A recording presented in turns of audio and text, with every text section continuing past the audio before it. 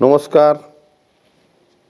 মা চামুণ্ডা তন্ত্রশাস্ত্রের এক এমন দেবী যার আশীর্বাদ পেলে আপনার যে কোনো অসাধ্য সাধন হতে পারে।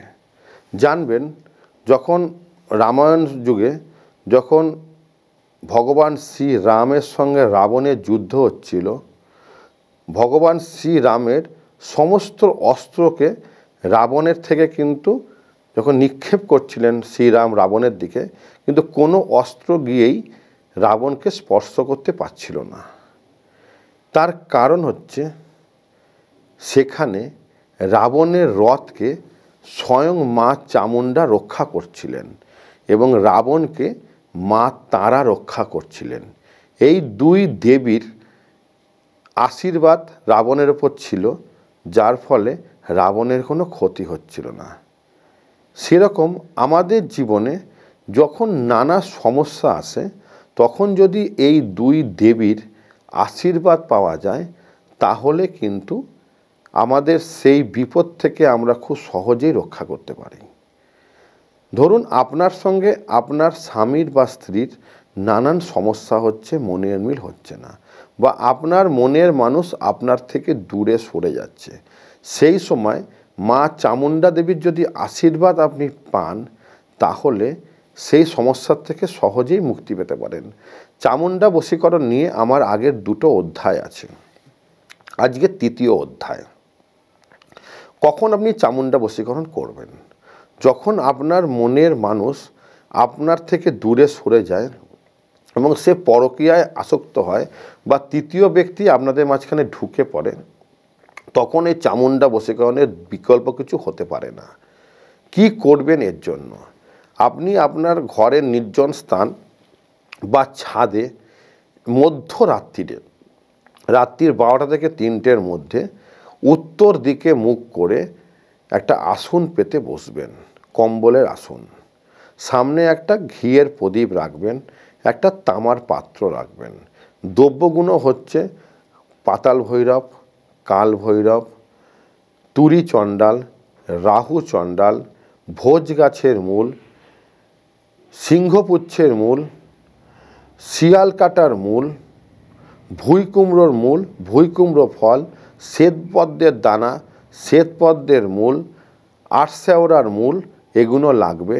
লিঙ্গি ফল লাগবে, মনামণি লাগবে, অষ্টগন্ধা লাগবে, অগুরু লাগবে, ব্রহ্মকুণ্ডের জল লাগবে, কামসিঁদুর লাগবে, কামবস্ত্র লাগবে, মনমোহিনী লাগবে, মন ছটফট লাগবে, এবং সবথেকে যদি আরও ভালো হয়, যদি লাল পলাশ এবং আপনার আটশেওড়ার মূল, লাল পলাশ এবং যদি শ্বেত লজ্জাবতীর মূল রাখতে পারেন।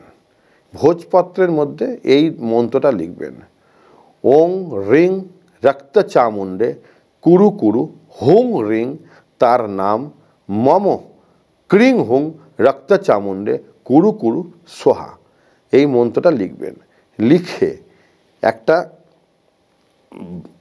অষ্টগন্ধা দিয়ে এবং বেল গাছের কাঁটা দিয়ে ব্রহ্মকুণ্ডের জল এবং অগ্রু মিশিয়ে মন্ত্রটাকে ভোজপাতার উপর লিখবেন। লিখে ভোজপাতার উপরে এই দ্রব্যগুলোকে দিয়ে দেবেন। দিয়ে একটু কর্পূর দিয়ে দেবেন।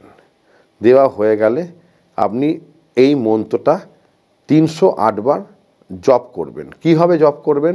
হাতটাকে ঠিক এরকম করবেন, করে এরকম নেবেন, নিয়ে ঠিক এইভাবে রাখবেন।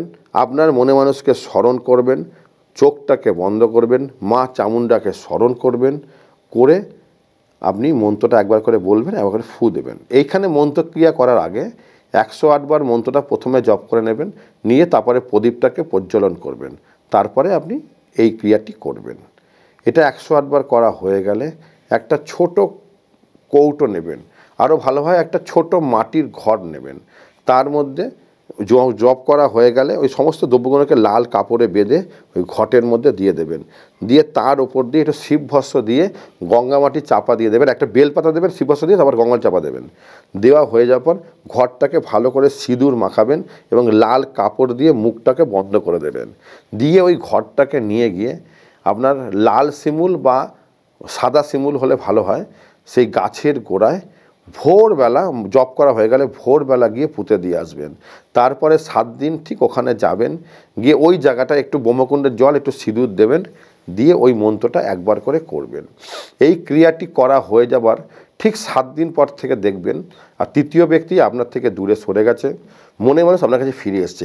একদম গ্যারান্টি দিয়ে বলছি, চামুণ্ডা বশীকরণ কোনোদিন ফেল হয় না। এই ক্রিয়া যদি মনোযোগ দিয়ে একদম শুদ্ধ মনে শান্ত মনে মা চামুণ্ডাকে ভরসা করে বিশ্বাস করে করতে পারেন, গুরুদেবের আশীর্বাদ নিয়ে দেখবেন গ্যারান্টি দিয়ে কাজ পাবে। কাজ হয়ে গেলে কমেন্টে অবশ্যই জয় মা চামুণ্ডা লিখবেন, ভিডিওকে শেয়ার করবেন। ভালো থাকবেন। যদি তন্ত্র জ্যোতিষ শিখতে চান আমাকে সরাসরি ফোন করবেন, এবং যদি আমাকে সবসময় পেতে চান রুদ্রগঙ্গা অ্যাপটাকে ডাউনলোড করবেন, আমাকে সবসময় পাবেন। ভালো থাকবেন। জয় মা চামুণ্ডা।